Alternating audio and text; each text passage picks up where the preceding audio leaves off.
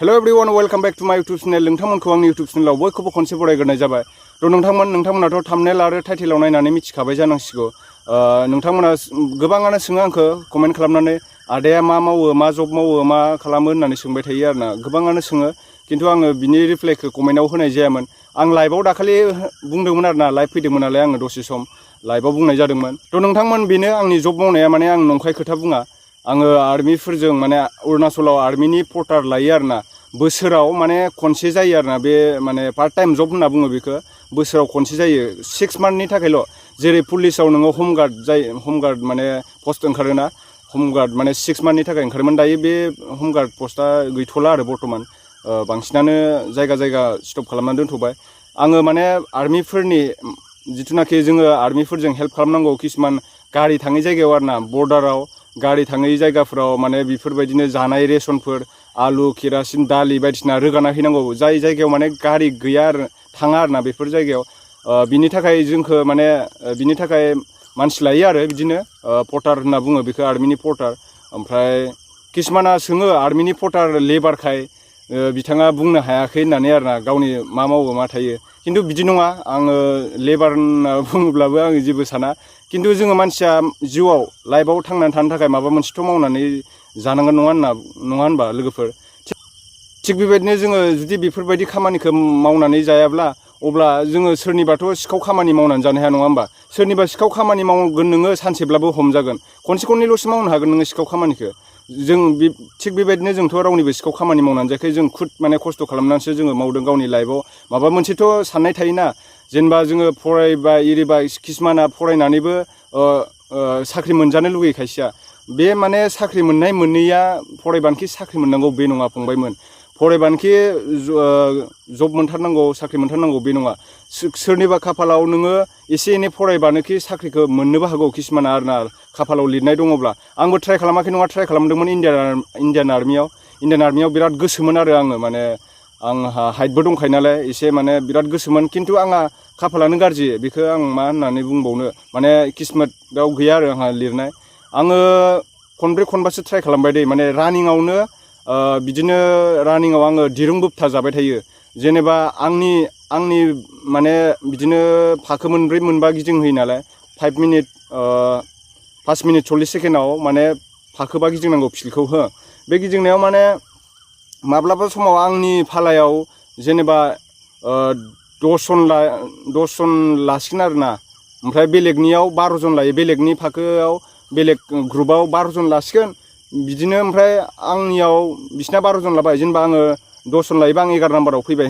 11 नाम्बाराव फैबा ओमफ्राय 10 जनखौ लासिगोन, 11 नाम्बारावथ' आंहा गैला लिस्टआ। बिदि जाना होबाय थायो, मोनसे नङा मोनसे प्रब्लेम जाबाय थायो। बिनिखायनो आङो माने आर्मिखौ खारासै आरोना। पर्टाराव थांनायनि जाहोना माने ओरैनो बेखार थानो लुगैया गावखौनो। ओमफ्राय दा थांनो हाथ'वाखै नालाय, माने जोंहा अरुणाचलाव एसे कभिड-19नि एसे प्रब्लेम जागासिनो। कभिड-19 पजिटिभ मोनदों होननाय खोनादों आरोना। दा बेखायनो थांनो होथ'वाखै, पारमिसन होआखै आरो गेटआव बारनायनि। जेनेबा जोंनि आसामनिफ्राय थाङोबा इनार लेन्ड पास नांगौ जायो नालाय, गेट पास। बेफोरनि थाखाय दा पारमिसन होथ'वाखै। गेट पासखौलाय होआ नङा होबाय, तेजपुराव बानायो जोंहा गेट पासखौ। ओमफ्राय बारनो होथ'वाखै आरोना आसामनि मानसिफोरखौ बांसिनखौनो। ओमफ्राय दा बेनो आङो जुदि मोजां जायोब्ला, बोथोरफ्रा माने जायगाफ्रा मोजां जाजोबोब्ला थांगोन बेयावबो। आरो जोंहा नै दा गोदान सरकारा मोजां जोंनो इयुन जेनेरेसननि थाखाय मोजां स्किम बानायनानै होगासिनो दङ। दा खोनानो मोनदों नोंथांमोन, जोंहा गोदान सरकारा जोंहा पेरामिलिटारिबो पस्ट माने बर'फोरनि थाखाय भेकेन्सि होगोन होननानै खोनानाय मोनदों। दा निउसफ्रावबो होलागासिनो दङ। बेफोरो जुदि जायोब्लाथ' मोजां, बेफोरावबो निस्सय ट्राइ खालामगोन। आरो जोंहा आसाम पुलिसावबो माखासे भेकेन्सि ओंखारगोन होननाय खोनादों आङो। बेफोराव मोनोबाथ' आं बेफोरावबो ट्राइ खालामगोन। दा आर्मियावबा आंहा माने बैसो गैला आरोना, 24 एबाउट जाबायना दायो, 24 रानिं। इण्डियान आर्मियावबा माने 17 बोसोर 4 मासनिफ्राय लायो आरोना, 17 बोसोर 4 मासनिफ्राय लायो आर्मियाव।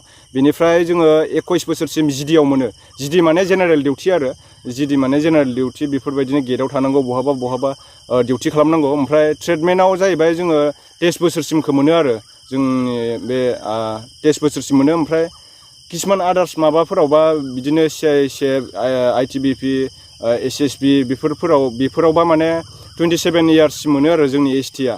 दा खिन्थु बारायबायबो जानो हागौ। बेफोरखि जादोला नोंथांमोन, माने इनुस दैमारिया आंनि सायाव मोनसे रिप्ले भिडिअ बानायदों। जोबोद मोजांखौनो बानायदों बियो, माने बिनि एक्सप्लेन होनायफोरखौ आं माखासेखौ मोजां मोनदों।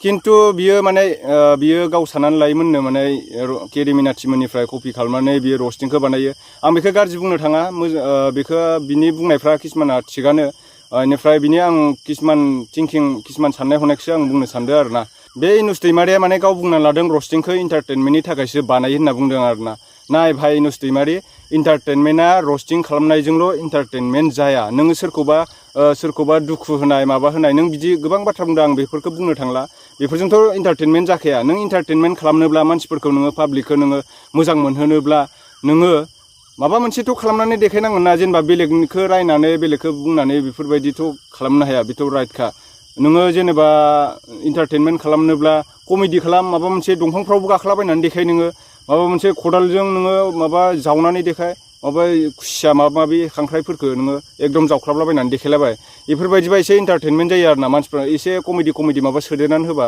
मोजां नाङो मानसिफ्रा नायनोबो ओमफ्राय दा नोंथाङाथ' बुंदों माने आंखौ रस्टिंखौ मानि थाखाय बानायो आं बिनि एन्सार होनोसै थ' इनुस दैमारि किसुमान इउटुबारफोरखौ आङो पार्सनेलि एटेक खालामनाय जादों बेखौथ' आं मानिनानै लाखायो आंनि भुलफोरखौ खिन्थु जोङो माखासे आङो मानि थाखाय रस्टिं खालामो बेखौ आङो बुंना होनोसै जोङो माखासे फेसबुक इउटुब ससियेल मिडियाफ्राव भाइरेल जाफ्लेबाय थानाय नुयो आरोना जाथावै बुस्थुआबो भाइरेल जायो जायफोर खामानिखौ जोङो मावनाङा बेफोरखौ मावो मानसिफ्रा मावनानै देखायो आरोना इउटुबफ्राव फेसबुकफ्राव इसोरो होलाबाय थायो बिनि थाखायसो आङो रस्टिं भिडिअखौ बानायो जाहाथे बिदि जानाङा जों बांद्राय बेफोरबायदि नुबाय थायोब्ला इयुननि फैबाय थानाय गथ'फ्राबो सोलोंगोन ना बिसोरबोथ' बिदि भाइरेल जाफ्लांगोन मालाबा बेफोरखौ नुबाय थायोब्ला बिसोरबो भाइरेल जानायनि चान्स मोनो आरोना जुदि जोङो बिदि बेफोरखौ होबथाखायाब्ला रस्टिं बानायनानै रायाब्ला एसे एनै रायनायाथ' जेबो नङा रायो जोङो खिन्थु माखासेफ्रा रायनाय साननानै लाथारो आरोना गोसोआव खिन्थु जोङो बुजिनायनि थाखायसो बुङो बेखौ जों बेखौ रायनाय सानोब्ला बे गावनि भुल बियो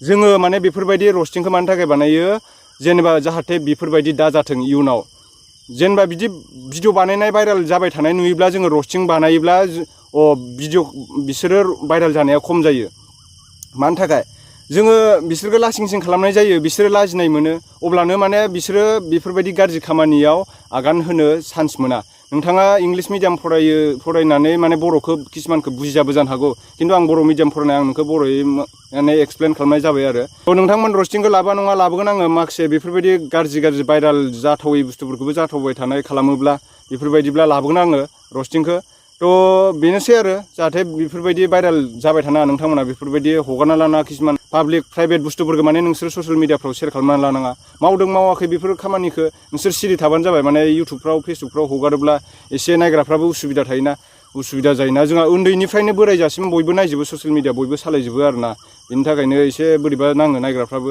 दा बिसोरबो उन्दै फैबाय थानाय गथ'फ्राबो नोंसोरबायदि सोलोंनो गोसो जायो खायसेया नायनानै बिसोरसो बांसिन नायखायो इउटुब नायग्राफोरानो गथ'फ्रासो बांसिन खालामो नायनायाव खिन्थु 18 बोसोर 19 बोसोरनि बैसोनि जानो हागौ खिन्थु माबाया इमेल आइडिया खिन्थु बिमा बिफाफोरनि बिदा फंबायफोरनिखौ इउज खालामोना बिसोरो गथ'फ्रा मबाइलखौ लाथ'नानै बिसोरसो बांसिन नायो नोंथांमोना साननो हागौ आंखौ मानो बारियावल' भिडिअ खालामहैबाय थायोब्रा बिलाय होननानै साननो हागौ आरोना खिन्थु आङो माने जोंहा न'आ सिलिं होनाय नङा नालाय थिङा द्रां द्रां गाबो दाउस्रि बाफैयो माब्लाबा सखा बाफैयो द्रां द्रां आवाज खोनायोना माने भिडिअ बानायबा बेनि थाखाय नैबे बारियाव खालामफैयो आं बे जोंहानि बारि ओमफ्राय नैथिं नायनो हागोन नोंथांमोना नैबे जोंहानि न' आरोना बैथिं न' दङ जोंहा न'खौ आं उनाव देखायगोन नोंथांमोननो एकदम बायला जिलासो जोंहा गोरिबसो आरोना जेबो नङा गोरिब गोदोनियाथ' बेफोरो बयबो जाखायो खिन्थु गोरिब होननानै गोरिब साननानै लायोब्ला एसे बोरैबा नाङो आरोना थ' नोंथांमोनाथ' आङो दायो मा मावा क्लियार जाबाय जानांसिगौ बयबो मिथिखाबाय जानांसिगौ जोङो जिउआव थांनानै थानोब्ला माबा मोनसेथ' खामानि मावनानै जानांगोन नङा होनब्ला जोङो माने गावनि मावनाय खामानिखौ जोङो खिथानानै लाब्लानो जे गावनि सनमाना एसे माने डाउन जागोन बेफोरबायदि नङा आरोना बेफोर नेगेटिभ पइन्टफोरखौ सानना नोंथांमोना आं हाजिरा मावनानै जाब्ला आं बिसोरनो खिथायोब्ला हाजिरा मावनायखौ आंहा माने आंनि गोसोआ साननाय हनाया आंहा डाउन जागोन मानसिफोरनि सिगाङाव आं लासिं जागोन बिदि सानना लाना बिदि नेगेटिभ सानोब्ला नों लाइफआव माब्लाबाबो साक्सेस जानो हाया आरोना बेफोरबायदि नेगेटिभ साना नों जि मावदों जि खामानि मावदों बेखौ मावबाय था नोंनि साननाय हनायफ्रा मोजांब्ला नों सानसे समावब्लाबो नों साक्सेस जाखागोन नोंजों बयबो रायजो राजाफ्रा बयबो बर'फ्रा सापर्ट दङ बेफोरबायदि आरो आं बेखौनो बुंनो सानो आङो माने सिखाव खामानि मावनानै जानो गोसो गैया दै आं बिनि थाखाय बुंखायो सिखाव खामानिखौ नों सानसे साननैल'सो मावनो हायो जोङो खस्थ'खौ बयबो मावनांगौ मिथिबाय खस्थ' खालामनायनि गेजेरजोंसो जोङो साक्सेस जानो हायो थ' बिदिब्ला नोंथांमोन नेक्स्ट फैबाय थानाय भिडिअ'आव थाबैनो लोगो मोनफिनगोन नोंथांमोना जुदि आंनि चेनेलखौ दिनैसो नायदोंब्ला एबा नुदोंबा एसेबाबोथ' माबा मोनसे मटिभेसन मोनबाय जानांसिगौ नोंथांमोना भिडिअखौ नुदोंब्ला लोगोफोरनो शेयार खालामदो आरो लोगोसे चेनेलखौ साबस्क्राइब खालामाखैबा साबस्क्राइब खालामनानै लादो जाहाथे बायदिसिना बेफोरबायदिनो गाज्रि भाइराल जुदि खालामबाय थानाय नुयोब्ला आं रस्टिं खालामगोन थ' बिदिब्ला नोंथांमोन नेक्स्ट भिडिअ थाबैनो लोगो मोनफिनगोन